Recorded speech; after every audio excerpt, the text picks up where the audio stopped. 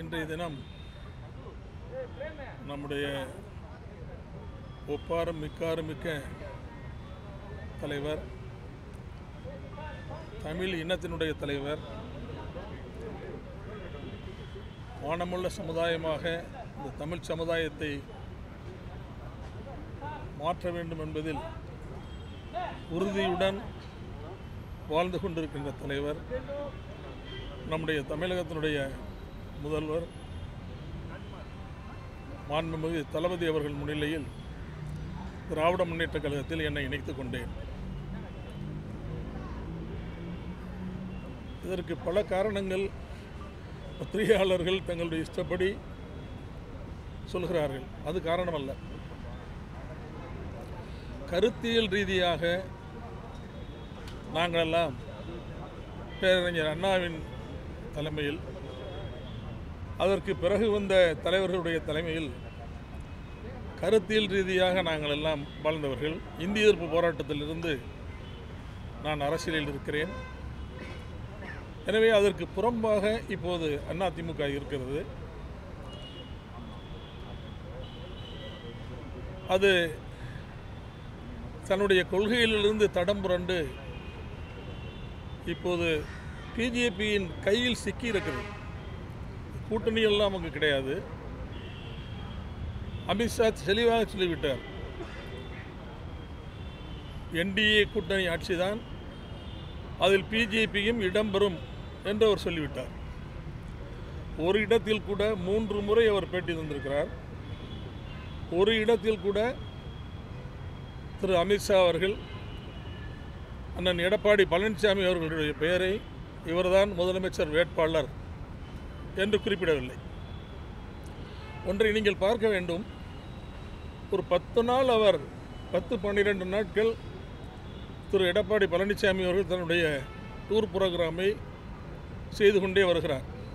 இந்த 10 நாளும் அவர் என்ன முயற்சிக்கிறார், தமிழ்நாட்டு மக்களுக்கு என்ன சொல்ல வருகிறார் என்றால், நான் தான் அதிமுகவின் வேட்பாளர் என்பதை உறுதிப்படுத்தவே அவரால் முடியவில்லை. அதிமுக வெற்றி பெற்றால் நான் தான் முதலமைச்சர் வேட்பாளர் என்று அவரால் சொல்ல முடியவில்லை. அந்த அளவுக்கு தான் அவருடைய நிலைமை இருக்கு. அதையே அவர் இன்னும் உறுதிப்படுத்த முடியவில்லை.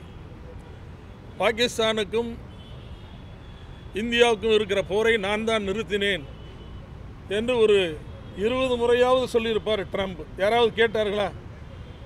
யாரும் கேட்கவில்லை. அதை யாரும் கருதவில்லை. அதைப்போல் நம்முடைய எடப்பாடி பழனிசாமி அவர்கள் நான் தான் முதலமைச்சர் என்று சொல்லிக்கொண்டே இருக்கிறார்.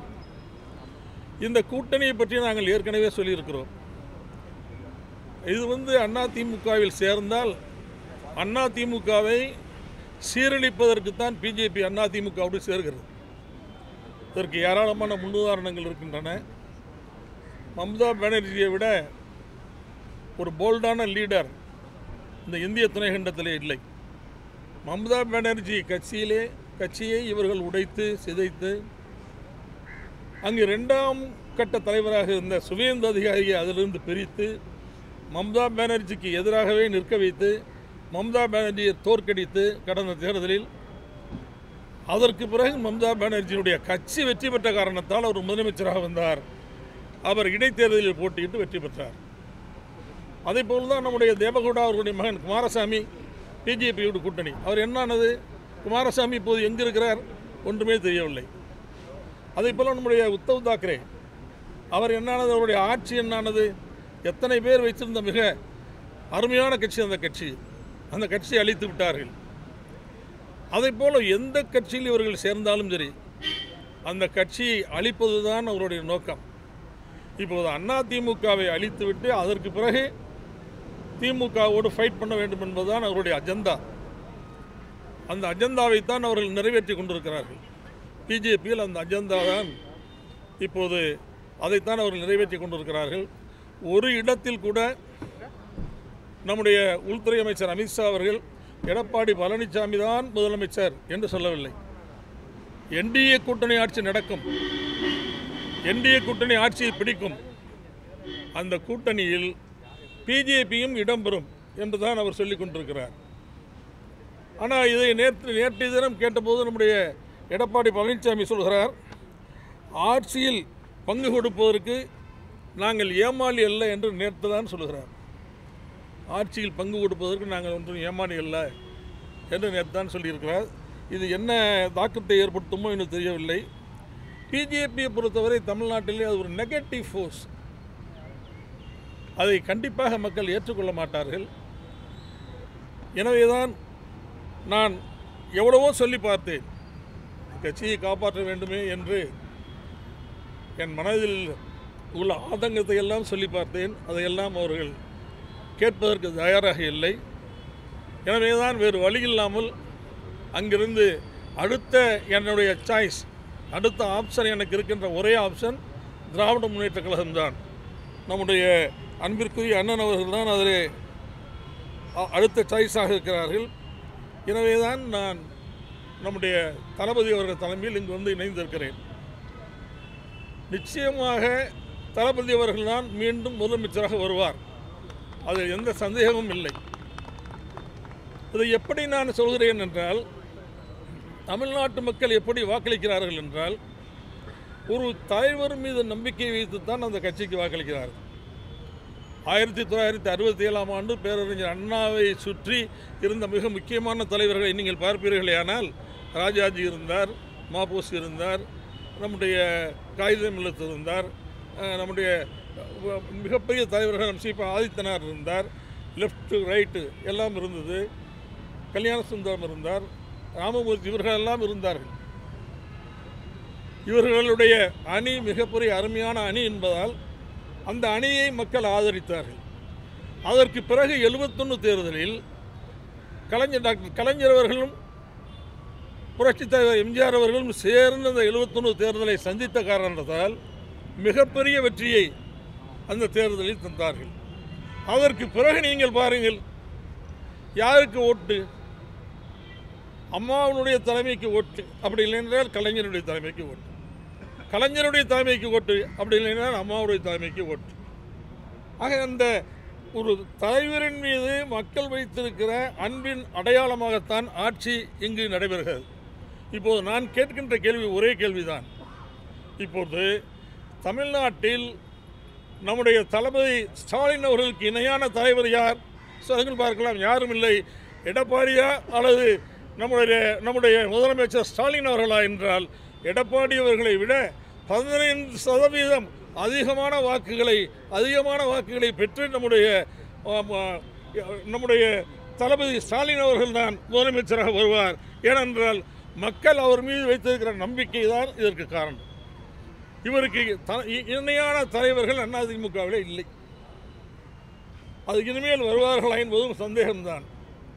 எனவேதான் திராவிட இயக்க கொள்கைகளை காப்பாற்றுகின்ற, மாநில சுயாட்சியை காப்பாற்றுகின்ற, மொழியை காப்பாற்றுகின்ற, நம்முடைய இனத்தை காப்பாற்றுகின்ற, நம்முடைய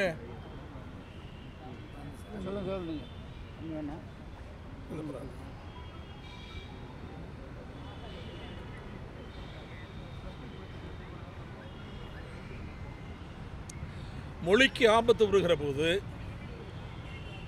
அல்லது நம்முடைய சமுதாயத்திற்கு ஆபத்து வருகிற போது அதை மத்திய அரசாங்கத்தோடு போராடி பாதுகாப்பதோடு மட்டுமல்ல, மத்திய அரசாங்கம் பாராமுகமாக இருந்தால் நீதிமன்றத்திற்கே சென்று தீர்ப்புகளை வாங்கி இந்தியாவுக்கே உதாரணமாக இருக்கின்ற மிகப்பெரிய தலைவர் நம்முடைய ஸ்டாலின் அவர்கள்தான்.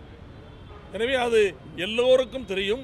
எல்லா முதலமைச்சர்களுக்கும் கடிதம் எழுதி அவர்களெல்லாம் ஒன்று சேர்த்து பிஜேபிக்கு எதிர்ப்பை கூர்மைப்படுத்திய தலைவரும் நம்முடைய அன்பிற்குரிய தலைவர் நம்முடைய மு.க. ஸ்டாலின் அவர்கள்தான், தளபதி ஸ்டாலின் அவர்கள்தான், தமிழ்நாட்டினுடைய முதலமைச்சர் அவர்கள்தான், இந்தியாவுக்கே உதாரணமாக திகழ்கிறார்.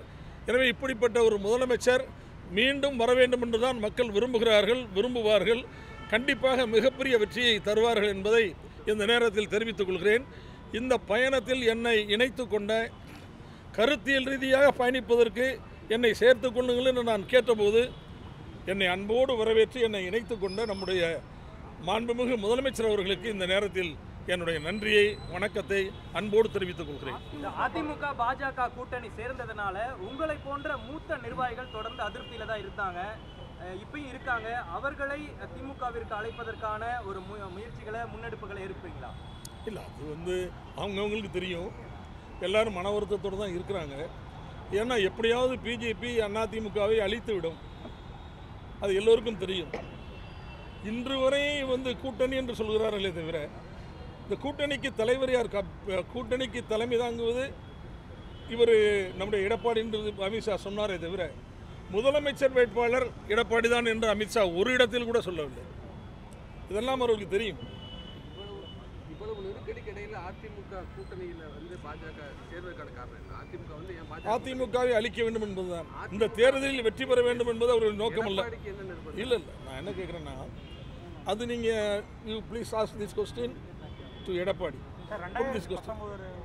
கூட்டணியில் இருக்காங்க. இப்போ உங்களுக்கு அதிருப்தி ஏற்பட காரணம் சார், ஒரு கட்சியில் கூட்டணி வைக்கிறது வேறு சார். என் அம்மா இருக்கும்போதும் கூட்டணி வச்சாங்க, நாங்கள் ஏற்றுக்கிட்டோம். அப்போ வாஜ்பாய் இருந்தார், அத்வானி இருந்தார். ஆனால் இன்றைக்கி இல்லை காம்பினேஷன் அப்படி இல்லையே சார். இன்றைக்கி மோடிஜி இருக்கிறாரு, நம்ம இவர் அமித்ஷா இருக்கிறாரு. அவங்க கட்சி அழிக்கணும்னு நினைக்கலையே சார். அவங்க அதிமுகவுக்கு அஞ்சினார்கள். அதிமுக அப்போது கூட்டணி வைத்திருக்கிற போது அம்மாவுக்கு அஞ்சினார்கள். அவர்கள் டெல்லிக்கு சென்று அந்த அரசாங்கத்தை கலைத்து விட்டு தைரியமாக அவர் வந்தார்களா இல்லையா? அப்படி அதிமுக இப்போது இருக்கிறதா? இப்போது அப்படி இல்லையே. எனவே அதற்கும் இதற்கும் பொருந்தாது. அந்த கூட்டணி என்பது வேறு, இந்த கூட்டணி என்பது தேர்தலுக்கானது தான். அது எனக்கும் தெரியும். இது தேர்தலுக்காக தான் இந்த கூட்டணி வைத்திருக்கிறார்கள். ஆனால் அவர்களுடைய நோக்கம் அது இல்லை. இந்த தேர்தலில் வெற்றி பெற வேண்டும் என்பது அவருடைய நோக்கம் அல்ல. ஒரு 5 பேர் பிஜேபியில் வெற்றி பெற்று மந்திரி சபையில் சேர்ந்தாலும் அந்த மந்திரி சபை ஒருவேளை அமைத்து ஒருவேளை அவர் சேர்ந்தாலும் ஒரு 10 நாளில் கவிழ்த்து விட்டு பிஜேபி முதலமைச்சராக வந்து விடுவார். அவருக்கு அதனால் செய்ய முடியும். அவர் செய்தார்கள். ஏன்னா தேவேந்திர பட்னாவிஸ் என்ன ஆனார்?